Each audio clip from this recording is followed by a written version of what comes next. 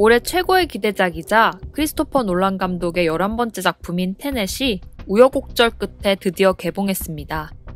크리스토퍼 놀란의 이름은 현재 영화사에서 가장 무거운 이름 중 하나일 겁니다. 헐리우드에서 가장 막강한 파워를 가진 감독이자 사랑받는 감독. 영화계의 세대 교체에 성공한 거장. 그는 가장 안정적이고 보수적인 이야기의 구조에 가장 위험하고 날것의 상상력을 담습니다. 이러한 점이 평당과 관객, 두 분야를 정복할 수 있었던 가장 큰 무기겠죠. 하지만 이번에 들고 온 그의 작품은 그의 영화 역사상 가장 큰 모험이 될 것입니다. 코로나라는 시대적 상황, 2,300억 규모의 거대한 제작비. 이러한 요소도 있겠지만 최선도의 문제는 호불호를 부를 수밖에 없는 소재라는 거죠. 누군가에겐 지적 욕망이 될 수도, 누군가에겐 지적 허영심이 될지도 모릅니다. 시사회를 2번 참석해서 봤는데 아직까지 완전한 이해를 하지 못하고 있습니다. 하지만 이 작품과 함께한 2시간 30분은 올해의 가장 황홀한 순간 중 하나였다는 생각도 듭니다. 얼른 리뷰를 마치고 한 번 더 보고 싶다는 생각이 가득하네요. 영화 제작 기초의 내재적 분석 시작하겠습니다. 크리스토퍼 놀란 감독의 테넷입니다.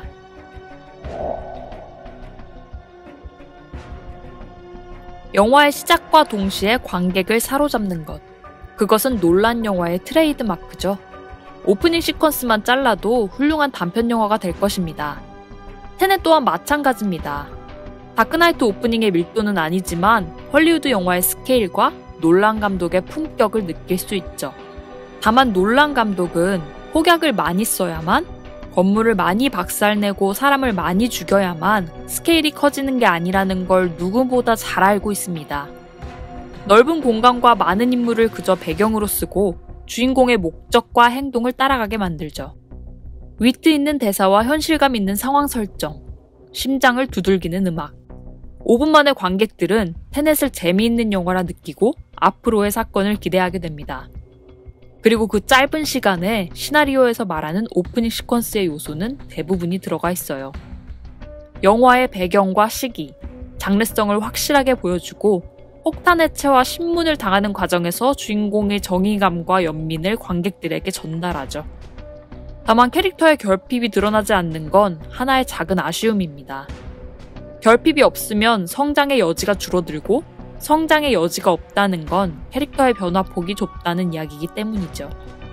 놀란 감독의 영화 중 주인공의 매력이 가장 부족한 영화라 느낀다면 그 이유는 바로 이러한 점에 있다 생각합니다.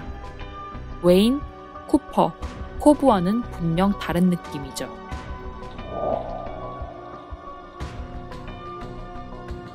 놀란 감독의 연출은 지독할 정도로 현실주의를 근간으로 합니다. CG 사용은 최소한으로 줄여 실사 촬영을 하고 영화적 허용보다는 과학적 설명을 하려 노력하죠. 이러한 점은 분명 관객들에게 최고의 현실감을 부여합니다. 다만 그에 대한 반작용도 분명히 있는데 테넷에선 그 반작용이 가장 크게 드러났다고 생각합니다. 영화가 영화 같지 않고 실제와 같이 어렵다는 거죠. 이 영화와 어쩌면 유사한 영화가 있습니다. 어벤져스 엔드게임이죠. 잘못된 현실과 미래를 바꾸기 위해 과거로 돌아간다라는 핵심적인 요소를 공유하고 있습니다. 이 지점에서 작지만 큰 차이가 있습니다. 바로 엔드게임은 원하는 과거에 놓이지만 테넷은 과거를 향해 되감기 된다는 것이죠. 이 점은 영화의 가장 큰 매력입니다. 가장 신선한 요소이며 논란의 천재성이 유감없이 발휘되는 지점이죠. 다만 이것에 대한 설명은 엔드게임과 다릅니다. 엔드게임은 쉬워요.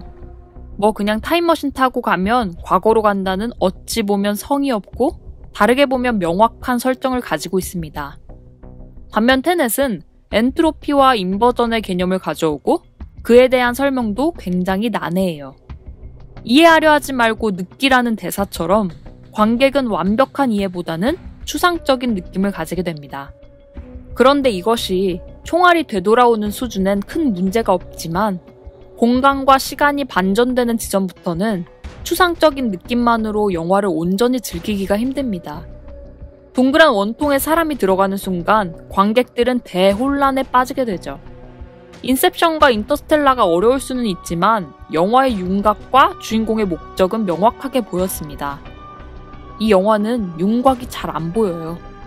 이야기의 흐름과 주인공이 무엇을 하려는지 조금은 흐릿합니다. 물론 이해력이 좋거나 관련 분야에 종사하시는 분이라면 한 번에 이해할 수도 있습니다. 그리고 이해하고 본다면 정말 너무나도 재미있어요. 다만 저처럼 1회차 때 이게 뭐지? 하신 분들은 이야기의 재미가 아닌 영상을 통해 재미를 느껴야 하고, 그러다 보면 순간적인 몰입도의 하락을 느낄 수도 있습니다. 심지어 영화가 짧은 편이 아니라서 몇몇 분들에겐 지루할 수도 있죠. 어쩌면 2회차를 강요하는 영화입니다. 재미있어서 다시 보는 게 아니라 궁금하고 답답해서 다시 보는 영화일 수도 있죠. 물론 2회차 때의 쾌감은 굉장했지만 한 달에 한 번 영화를 보시거나 힘겹게 시간을 내신 분들에겐 분명히 약점이 될 것 같더군요. 영화의 퍼즐 요소가 해결되고 설정이 명확하게 들어오는 순간부턴 영화는 날아다니기 시작합니다. 어렵기 때문에 해결 단계에서의 카타르시스는 커지고, 그간 쉬운 선택만 해온 영화들에서 느껴지던 기시감은 거의 없는 수준이죠. 그리고 인버전된 순간을 기가 막히게 담은 영상미는 이 영화의 백미입니다. 거꾸로 날아가는 갈매기, 빨려 들어가는 연기와 바람도 있겠지만 깨져있던 사이드미러가 보이고 그 후 차와 충돌하거나 총알이 박힌 자리가 보이고 총알이 빨려 들어오는 것 등 액션 요소 하나하나가 너무나도 재미있더라고요. 특히 결과가 먼저 보이고 원인이 발생하니 묘한 서스펜스가 발동됩니다. 갑자기 발생하면 서프라이즈지만 일어날 일을 관객들이 알고 있으면 서스펜스가 되죠.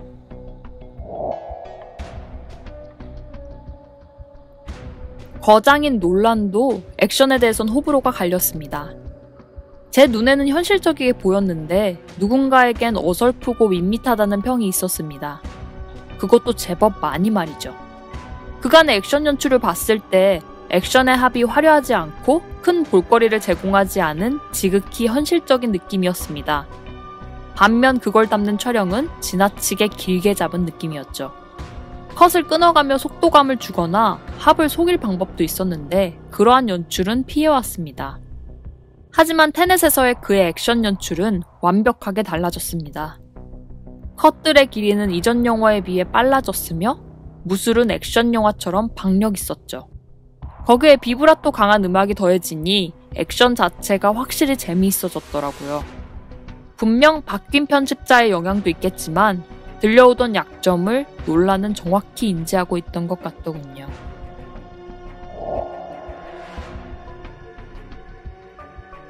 영화 후반부의 스펙타클은 좋았습니다. 아이맥스로 볼 가치가 분명히 있었어요. 모든 이야기가 다 나온 후에 닐의 캐릭터 또한 좋았습니다. 사실 이 영화의 찐 주인공은 닐이죠. 2회차를 하신다면 그의 연기가 또 다르게 보일 겁니다. 그가 왜 그런 대사를 했는지, 왜 그런 표정을 지었는지 미묘하던 지점이 다 풀리더군요. 그리고 여성 캐릭터를 소비함에 있어서 진중한 느낌이 들었습니다. 사토루를 죽이는 역할을 캣에게 줬어요.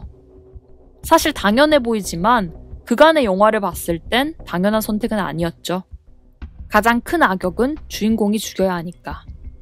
시나리오에서 인물이 등장하면 인물들 사이에 서브플롯이 발생하고 그 인물이 명확하게 퇴장하기 위해선 서브플롯은 마무리되어야 합니다. 사토루와 캣 사이에 자유와 구속, 결혼 생활에 대한 서브플롯이 존재했고 그 두 인물이 명확한 퇴장을 하기 위해선 그 서브플롯은 마무리되어야 하죠. 그리고 이 공식대로 놀란은 캣의 손을 통해 사토루를 처단합니다. 또 주인공의 성장성이 부족한 영화라 캣의 역할은 중요했습니다. 물속에 뛰어내리던 여자의 자유로움을 부러워하던 캣은 영화 말미에 자신이 부러워하던 여자가 바로 자신이라는 걸 알게 되며 성장을 마무리하죠. 세세한 부분이지만 감독은 놓치지 않았습니다. 참 디테일하게 시나리오 쓴다는 느낌이 들더군요. 다만 소모적인 캐릭터가 너무 많다는 점은 단점이 될 것 같았습니다. 이야기가 크다 보니 그 이야기를 설명해주기 위한 단편적인 인물이 꽤나 나와요. 마이클 케인, 히메시 파텔 등 이름 있는 배우도 쉽게 지나가더군요. 주인공도 캐릭터의 깊이가 얕은 편인데 소모적인 인물도 많고 결말을 알기 전까진 조력자인 닐과의 관계성도 너무 대충인 편이라 전체적으로 봤을 때 캐릭터만 분리해서 본다면 아쉬움이 남았습니다.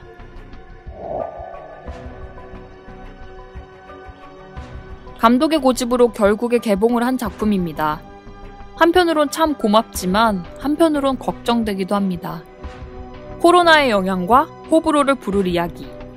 흥행에 있어선 쉽지 않아 보이더군요.